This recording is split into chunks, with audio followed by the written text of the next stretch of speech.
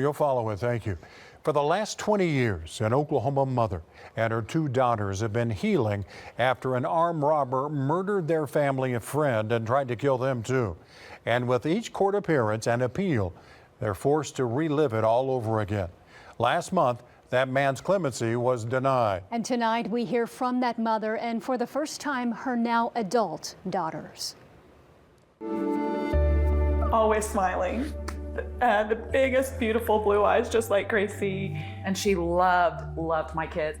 So much, she lost her life protecting them. November 3rd of 2005 on a Thursday. Amber Matthews and Dreu Kopf were inseparable, young friends who hit it off almost immediately. I was on maternity leave. Gracie was 3 weeks old. Drew's husband was away at work, and Amber was helping Dreu with their two young girls, Rylee and Gracie. The Kopfs lived in rural Blaine County. No neighbors for miles. We had just put Rylee down for a nap, and I was giving Gracie a bottle in the recliner. Amber said, "Someone's at your door." Opened the door, and he just stepped in, and he had questions like, "Is your husband home? When will he be home? You know, there's some things I need to talk to him about," which didn't startle me because we lived in the middle of a wheat field, and I was thinking he's going to ask to cut wheat or he's going to ask to hunt. Moments later, Wendell Grissom came back with an accomplice, Jesse Floyd Johns. At this time, I was irritated, and I handed Gracie to Amber, and I walked around the couch, and that's when he started shooting through the glass door. Amber had took Gracie and went into the girls' room Why I was fighting Wendell. Drew's scars from that day are still very visible, and so are the flashbacks seared into her memory. I remember all of it. I remember the smell of his breath. He was laughing. I was screaming, "Please don't do this, please don't do this. I have kids, you can take whatever you want." And his last shot, he put the .44 black powder right here, which is pretty powerful, and it blew me off of him. Dreu was shot 3 times, but has 8 bullet holes from where those bullets entered and left her body. A bullet was removed from her head. Another that fragmented her uterus, stomach, and pelvis still remains to this day. I heard Amber scream, "Please don't shoot me." When I fell to the floor, he thought I was dead.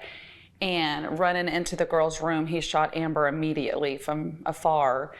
And that's when she dropped. And she was holding Gracie, and it was in front of Rylee's crib, and then went over there and just shot her in the forehead as she laid there helpless with both of my kids screaming. Rylee is now 20, Gracie 19. The only reason me and Gracie are here is because of her. I mean, she fought him off and she kept him away from us. I mean, because everyone thought Gracie was dead. Amber was holding Gracie, so Grissom, he thought Gracie was dead. He thought he had killed my sister.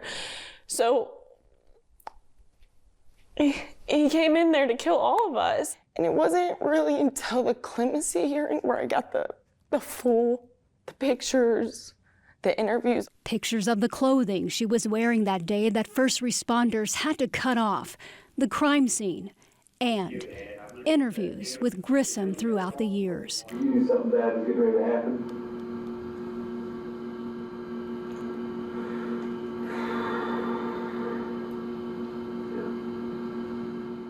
Receipts found in Grissom's truck show on the way to the Kopfs' home he stopped to buy gloves and had purchased bullets.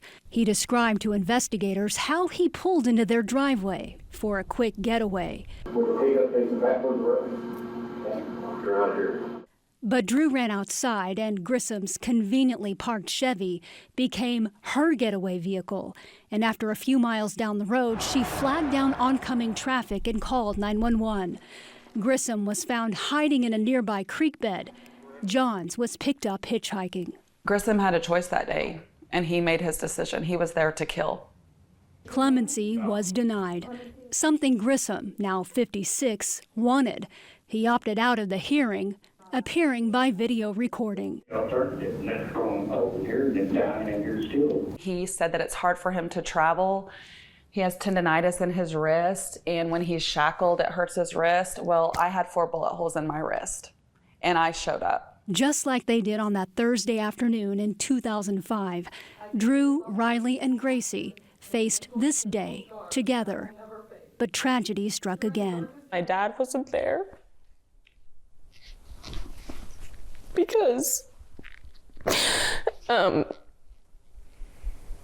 This is something that he wanted to see go through. July 7th of 2022, my husband was killed in an oil field accident. Those stages of grief, now chapters of pain and healing in a book Dreu authored. I think the main reason I did it was for the girls and maybe I can help others. I'm broken, but I'm gonna try to do it beautifully.